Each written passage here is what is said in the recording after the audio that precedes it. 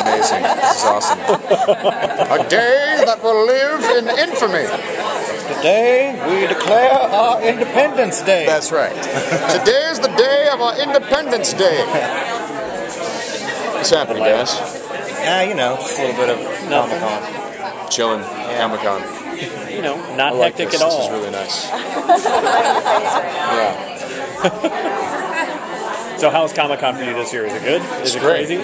Yeah, it's Weird? cool. It's like Comic-Con is awesome because you can walk down the street with like two friends and you're hungry and you want to get food, and by the time that you get to the restaurant, you have 9 friends with you. Yeah, that happened last night. It was like there's just friends everywhere. People that I've worked with, people that I know, a few people from high school. Nice. You know, people from college, people from, a lot of people who are in the industry or around the industry.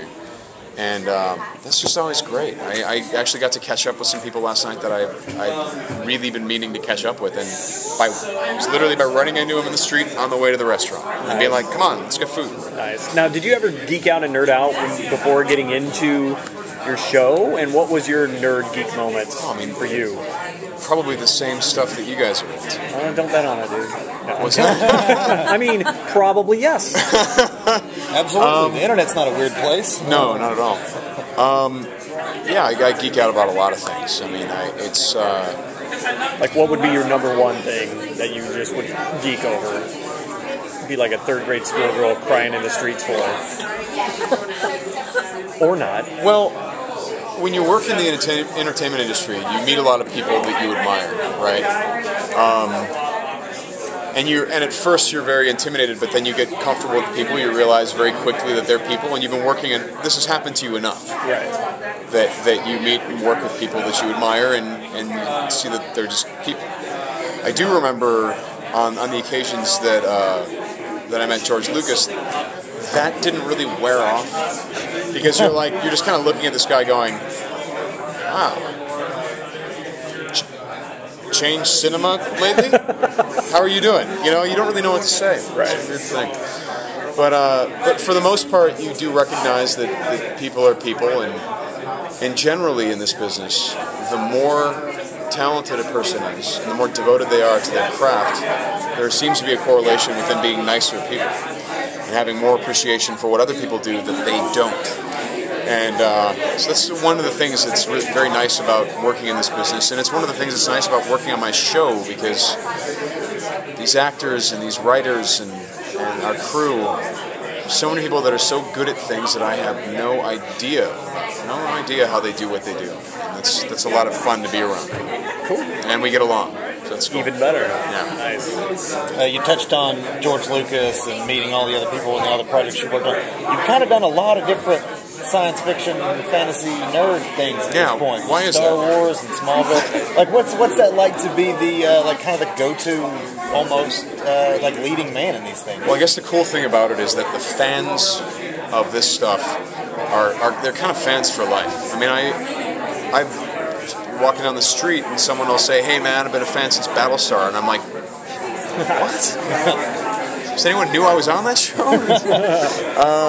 So that's the wonderful thing, is like when you're building a career, if you do these projects, if people like what you do, they become very invested. They feel as if, and I say this as a fan, when I see someone do a good job in something that I care about, I feel a tremendous sense of loyalty to them, because they've done something great and done honor to something that I really care about. It isn't just like I turn the channel, oh, that guy's great, or oh, cool. No, they did something and really put the extra mile in for something that is significant. So I think it's that. These are very passionate fans. And boy, it's the opposite reaction when they don't like something that you've done, They're not shy about it. And equally passionate. I am lucky enough to have dodged a few bullets like that.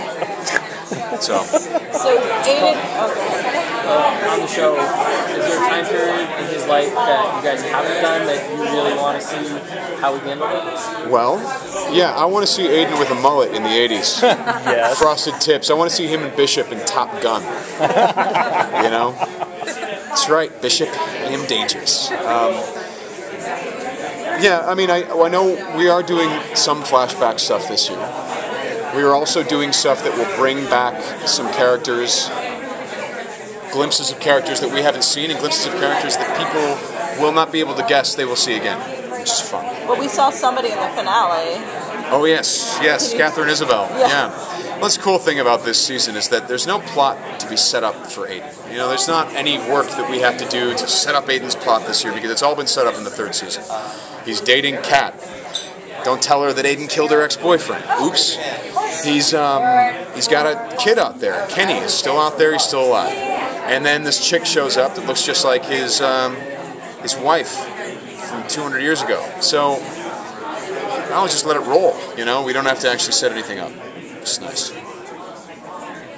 Seems like a lot of times in your role, every time, not every time, but you're in pain a lot during the show. Get my ass kicked a lot. That's what I'm saying. Do you ever just go Tell like, Anna Fricke that when she comes here because she doesn't believe me. I said, listen, you get one more loss, but that's it. You know, in terms of these fights. Like, how exhausting was season 3 for you? It's more exhausting to get your ass kicked than to beat someone's ass. But there's always been a reason for it. You know, I mean, like in the 1st season, Bishop would just wipe the floor with him because he was drinking bagged blood and everyone else was drinking the real thing. So Marcus was housing him, whereas under normal circumstances, Aiden would just take care of business. And Bishop was housing him because the older these vampires get, the stronger they get. Well, the interesting thing is this year, Aiden is now one of the oldest. So even though he's drinking the bagged blood, he still has expertise, skills, and strengths that that the survivors don't have. And so it'll be interesting to see how that goes. But he's always been in a disadvantaged situation, and I think that makes, you know, think about like Indiana Jones, right? People think, oh, he's so badass, he kicks people's asses. And it's like, well, that's true, but the reason you care is that he gets his ass kicked. Yeah. You know, he really takes a beating, and that's. I've taken a similar philosophy with Aiden. I mean, it was even from the very first fight that me and Mark did, where he just kind of back slaps me because I talked back to him or something like that. And I made sure it sent me across the room. And in fact, I had a bruise over my entire arm because I kept slamming into the concrete. And they had a camera down there, so they had to catch that certain shot. But I felt that was important. Really spell out for the audience that this guy's out of his depth if he's not drinking the real thing. So.